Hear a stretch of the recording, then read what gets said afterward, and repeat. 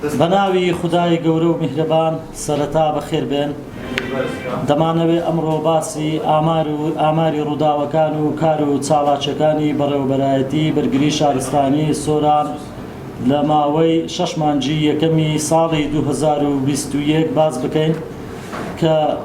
سنووری هەر چوار قەزایەکانی سۆران و چۆمان و مێرگەسۆر و ڕەواندوس لەخۆ دەگرێت. کۆی گشتی ئەو ڕووداوانەی کە تۆمار کراون بریتە لە 218 ڕووداوی جۆراوجۆر.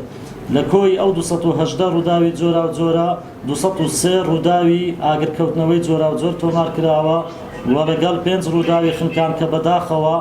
7 کەس لە ڕووبارەکانی سنووری بەڕێوەبەرایەتی بەرگری شارستانی سۆران دووچاری خنکان هاتوون و لەگەڵ یەک ڕووداوی هەڵدێران کە لە شاخ کە بۆ هۆی جان لە دەستدانی کەسێک زائیدان 7 ڕووداوی ڕزگارکردنمان هەبوویە کە بەو هۆیەوە لەلایەن تیمەکانی بەرگری شارستانی توانراوە 16 هاوڵاتی ڕزگار بکرێن لە ڕووداوە جۆراوجۆرەکان و دوو ڕووداوی بەر لغمکەوتن تۆمار کراوە کە بەداخەوە یەکەچیان جانی لەدەستداوە و یەکەچیشان زامدار بوویە. ئەگەر شرۆفەی ئەو ڕووداوانە بکەین سەبارەت بە 203 ڕووداوی ئاگرکەوتنەوەی جۆراوجۆر 38 ڕووداوی ئاگرکەوتنەوە لە ماڵان تۆمار کراوە هۆکارەکەشی زیاتر بەهۆی شۆڕتی کارەبایی و بوتڵی غازەوە بووینە و 8 ڕووداوی ئاگرکەوتنەوە لە دوکانەکان با بڵێن 8 دوکان سوتاون و لەگەڵ 10 ئۆتۆمبیل هۆکارەکەشی زیاتر بەهۆی شۆڕتی کارەبایی بزوێنەری ئۆتۆمبیل و فیول پەمپ بوویە و 93 ڕووداوی ئاگرکەوتنەوە لە پوش و پاوان و دارستانی ناوچەکە تۆمار کراوە کە بە نزیکراوەیی 1382 دۆنم لە پوش و پاوان و دارستانی ناوچەکە دووچاری سووتان هاتووە و 12 ڕووداوی ئاگرکەوتنەوەمان هەبووە لە ڕەز و باخی هاوڵاتیان. زائیدەن 42 ڕووداوی ئاگرکەوتنەوەمان هەبووە لە مەحاولەی کارەبا و کۆگا و مۆلیدە و پاشماوەی زبل و خاشاک و ئەوانە. سەبارەت بە 5 ڕووداوی خنکان کە هەروەک باسم کرد بەداخەوە 7 هاوڵاتی لە ڕووبارەکانی سنووری بەڕێوەبەرایەتی بەرگری شارستانی سۆران دووچاری خنکان هاتوون. لە کۆی ئەو 7 کەسە 3 کەسیان لە ڕووباری گەلی عەلیبەک کە یەک خێزان بوون دووچاری خنکان هاتن و یەک هاوڵاتی لە ڕووباری چۆمان و یەک هاوڵاتی لە ڕووباری خەلان لە سنووری شارۆچکەی خەلیفان و یەک هاوڵاتی لە زێوی گەورە لە دەڤەری بارزان و یەک هاوڵاتی لە ڕووباری ڕێزان بە هەمان شێوە لە دەڤەری بارزان. باسی ڕووداوی هەڵدێرانەکەین کە بەهۆی جان لەدەستدانی هاوڵاتیەک لە شاخ لە سنووری قەزای چۆمان و بەنسبەت 7 ڕووداوی ڕزگارکردن کە بۆ هۆی ڕزگارکردنی 16 هاوڵاتی ڕووداوی یەکەم 3 هاوڵاتی لە چیای بەردەبووک لە سنووری قەزای چۆمان ڕێگەیان ون کردبوو لەلایەن تیمەکانی بەرگری شارستانی توانرا ڕزگاریان بکەن و یەک هاوڵاتی لە چیای کۆرەک دوای کەوتنە خوارەوەی لە پەڕەشور و 3 هاوڵات دوو هاوڵاتی لە سنووری قەزای چۆمان کە لەناو بەفر گیریان خواردبوو توانرا لەلایەن تیمەکانی بەرگری شارستانی ڕزگار بکرێن و خێزانێکی 4 کەسیش لە تیای حەسەنبەگ پاش ئەوەی کە ئۆتۆمبیلەکەیان لە نێو قۆڕ گیری خواردبوو توانرا لەلایەن تیمەکانی بەرگری شارستانی ڕزگار بکرێت و ڕزگارکردنی خێزانێکی عەرەب لە گوندی وێڵزێ لە سنووری قەزای چۆمان کە لە نێو بەفر گیریان خواردبوو کە پێک هاتبوون لە 4 کەس خێزانەکە لەلایەن تیمەکانی بەرگری شارستانی توانرا ڕزگار بکرێت و ڕووداوی ڕزگارکردنی هاوڵاتی لە هاوڵاتێک لە گەلی بێخال لە سنووری قەزای ڕەواندز و ڕزگارکردنی هاوڵاتێکی عەرەب بەڕێگە سووری لە شاخی گەلی عەلیبەک لە سنووری قەزای سۆران. بەنسبەت دوو ڕووداوی بەر لەغم کەوتن بەداخەوە هەروەک باسم کرد کە 2 کەس زیانیان بەکەوت یەکەچیان بەداخەوە کە جانیان لەدەستدا یەکەچیش زامدار بوو ئەوەی کە جانی لەدەستدا کارمەندمان بوو لە بنکەی بەرگری شارستانی چۆمان دیارە لە چیای بەردەبووک لە سنووری قەزای چۆمان بەرلغم کەوتبوو بەداخەوە جانی لەدەستدا و ئەوی تریشان بە هەمان شێوە کە زامدار بوو هەر لە چیای بەردەبووک بوو لە سنووری قەزای چۆمان. سەبارەت بە زیانی گیانی و زیانی مادی زیانی گیانی بریتە لە 12 هاوڵاتی لە کۆی ئەو 12 هاوڵاتیە دیارە نۆیان جانیان لەدەستداوە و 3شان زامدار بووینە. بەنسبەت ئەوانەی کە جانیان لەدەستداوە باسم کرد 7یان لە ڕووبارەکان خنکاون و یەکەشیان بەرمین کەوتووە کە جانی لەدەستداوە یەکیش بەهۆی هەڵدێرانی لە شاخ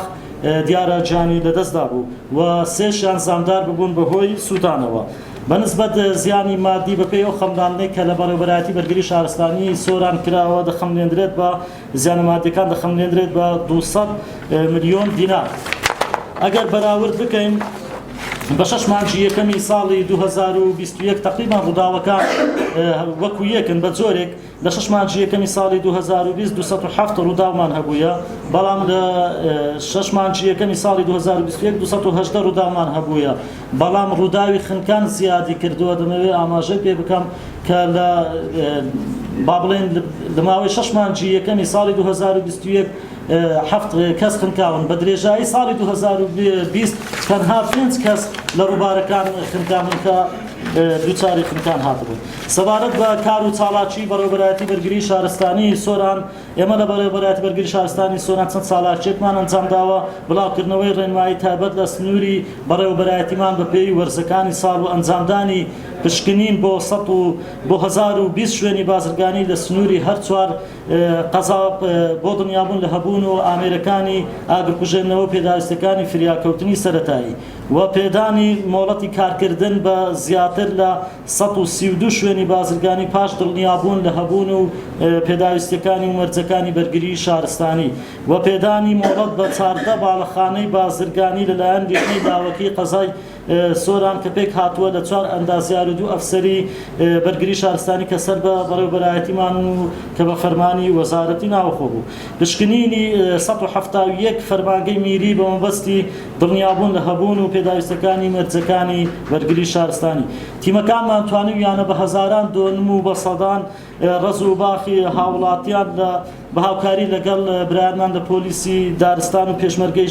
ژینگە پارێز و هاوڵاتیان لە مەترسی سووتان ڕزگار بکەن. تیمەکانمان توانیویانە چەندین ماڵ و دکان و کۆگا و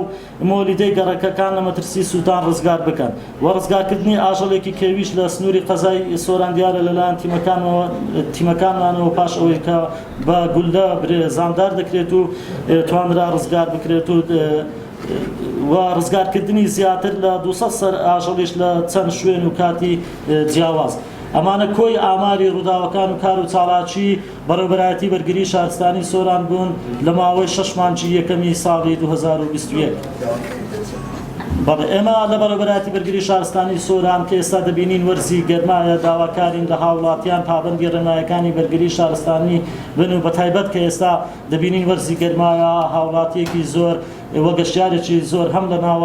لە ناو کوردستان و هەم لە ناوەڕاست و خوار و عێراقیش بە حکمی ئەوەی کە ناوچەکە ناوچەیەکی گەشتیاریە سەردانی ڕووبارەکان و سەرچاوە ئاویەکانەکەن بۆی ئەمە داواکارین